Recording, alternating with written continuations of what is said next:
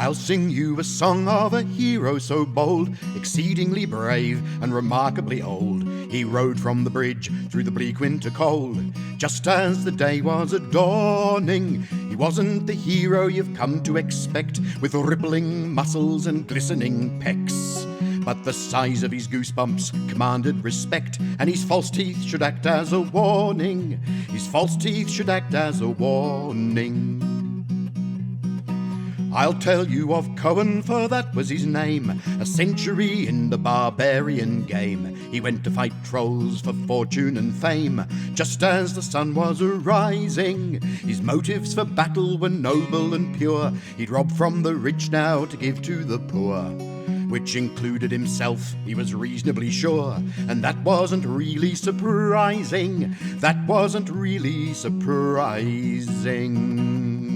For barbarians lead an exorbitant life, carousing and quaffing and looking for strife. Can empty your coin pouch as quick as a knife, and the price of a loincloth keeps rising, with strange extra costs that your old age can bring. Liniments, trusses and that sort of thing, and fitting your saddle with a hemorrhoid ring to make your rides less agonizing.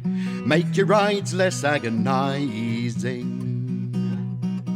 As Cohen rode on through the arable land, a small scrap of paper grasped firm in his hand. It listed 3 targets, so he had planned. Just as the cock was a-crowing, it had already dawned on his valiant steed that Cohen, whilst acting with barbaric speed, had forgotten that he didn't know how to read.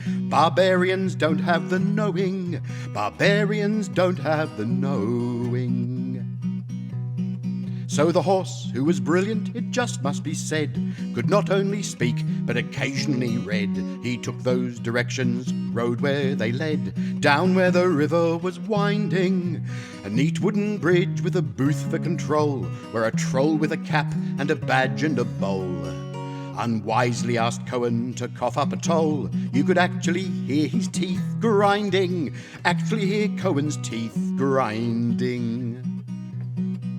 It wasn't the cap that drove Cohen berserk, not even the troll's rather feculent smirk, but the fluorescent waistcoat the troll wore to work, and the safety first badge he was wearing. So Cohen went round to the back of the shed and opened the door with the front of his head. At which point the troll has quite sensibly fled, leaving his gold coins for sharing, leaving his gold coins for sharing. Then Cohen rode on by the swift river's course, astride his heroic and quite handsome horse. He meant to get loot using maximum force. Just as the noon sun was gleaming, he came to a lumber mill, shiny and new, with a forest with stumps now and then just a few, and a red stripy tent selling spider leg stew. You could almost see Cohen's ears steaming, almost see Cohen's ears steaming. The troll at the mill would not answer the door. He had several guards and had hired many more. To Cohen's delight, they attacked by the score, just as the door was a-closing. For Cohen had heroing down to a T. He climbed on the pile of their bodies with glee.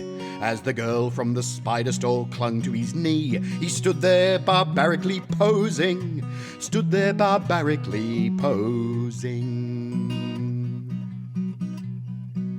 The gold from the lumber mill safe in his grip, he spent a few ticks relocating his hip, and moaned that his back was now giving him jip. Just as the mill it was burning, his ague and tinnitus started to buzz. His lumbago had always disturbed him because he still had no clue what that actually was, and his chilblains had started returning. His chilblains had started returning. The third troll, a merchant, who they weren't aware was a combat accountant, gave Cohen a scare by showing our hero his folio of shares and all his commodities falling.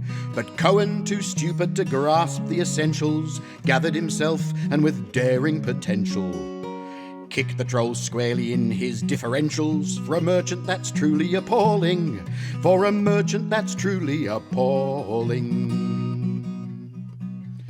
Cohen rode onwards, his bags full of gold, remarkably brave and exceedingly old. He'd had quite enough of the bleak winter cold, and bits of himself that kept freezing. So when the horse said he thought that we should head for the coast and the warmth and the sea, Cohen just this time was forced to agree. That horse was really amazing. That horse was really amazing. I've sung now of Cohen, the greatest by far, so hark to my story wherever you are. I learnt the whole thing from a horse in a bar. Although he sang it quite badly, it turns out the horse was a folk singer too. He wrote the whole ballad and swears that it's true. So now I am here and I've sung it to you, and now you can all applaud madly. Now you can all applaud madly.